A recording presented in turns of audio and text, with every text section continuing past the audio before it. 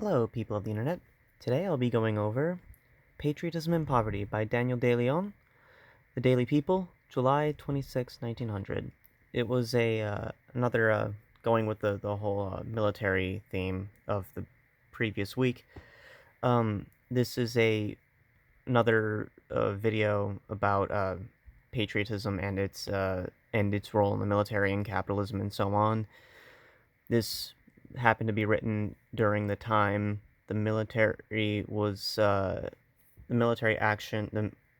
As I'll just read this. The military action that was being mentioned was editorial in the following editorial is the multinational force sent to China in 1900 to suppress the Boxer Rising, the Boxer Rebellion. To love your country and be willing to sacrifice for it in battle, that is patriotism.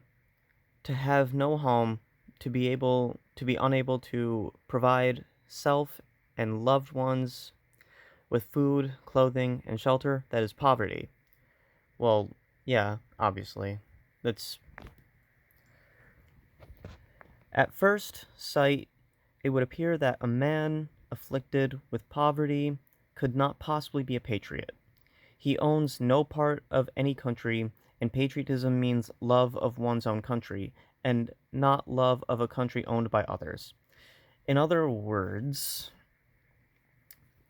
how can you possibly love your country if you don't even have a home in it? Or if you don't even have much say in it, if you don't even own the means of production? It's technically not yours, it's all owned by other people. What matters it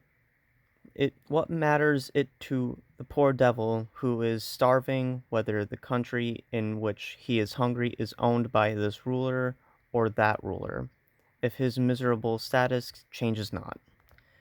Basically, because he's so disaffected, he doesn't care. But we see that poverty, instead of crushing patriotism, actually appears to produce it. The troops of New York left New York yesterday to fight the Chinese were mostly men who own nothing in the way of property in this country. They are not going to fight for love of their country, that have none. They don't have any. Their very poverty gave birth to the bastard patriotism of the Hessian. Basically, this poverty produced an illegitimate patriotism. Here is a sample of the leave takings between the soldiers and their wives. "Oh, why did you go enlist, Charlie? And now you have to go and leave me and the child alone," one wife said as she wept for her husband's leaving. "It has to be done, Lizzie," he replied. "You know I could not find any work." So essentially the war was a war for the desperate. There was nothing he could have done. He had to go and fight. This isn't real patriotism. This is fake. This is completely fake. The capitalist papers, which contain the above item, contain the usual silly talk about the patriotism of our volunteers, and thus furnish proof for the socialist contention that the capitalist class is at once ignorant and corrupt. Ignorant in not knowing that this paid-for bastard patriotism portends the doom of their class, and corrupt in attempting to pass this counterfeit for the genuine article. The patriotism is completely fake, but they don't really seem to understand how fake it is. They don't understand that these people don't actually have any true love for their country, as much as they just need to work, because if they don't have money. Capitalism attacks and destroys all the finer sentiments of the human heart. It ruthlessly sweeps away old traditions and ideas opposed to its progress, and it exploits and corrupts those things once held sacred. In other words, capitalism, it taints people. It creates selfish people out of people who could be genuinely altruistic and selfless.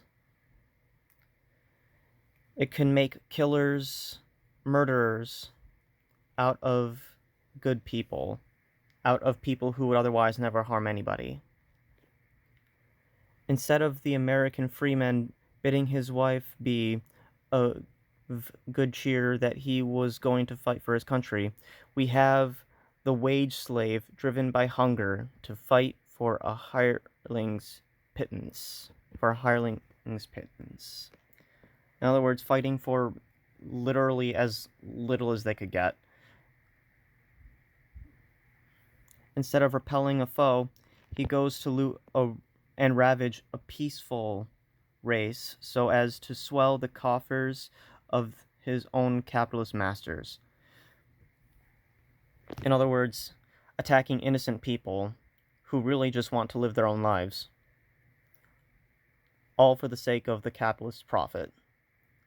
After all, the Boxer Rebellion was a Chinese attempt at overthrowing imperialism, as in the 1900s, the late 1800s, early 1900s, there were lots of different powers that were trying to, lots of different countries that were trying to exploit China for their resources, for whatever wealth they could get from them.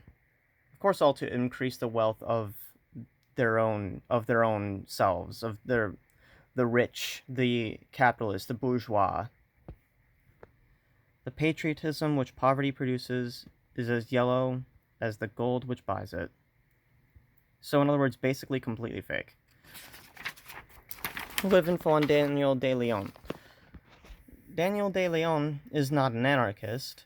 He is a libertarian Marxist. In other words, the good kind of Marxist, not the people who went down like the Stalinist route.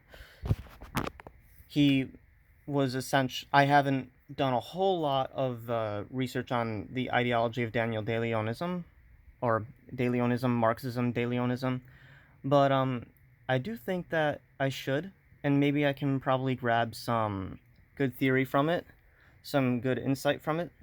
From what I have read, it seems to be fairly similar to something like council communism, which is essentially what I would consider to be like almost a kind of like almost a sort of kind of a anarchistic form of communism, in the sense that the state is completely controlled by the workers and that it's really the lower councils who are in control.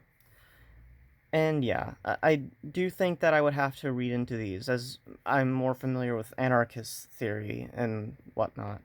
But I do think that there's probably going to be some synthesizing as I read more about these various forms of leftism, from Marxism to anarchism to syndicalism and so on. Anyway, bye.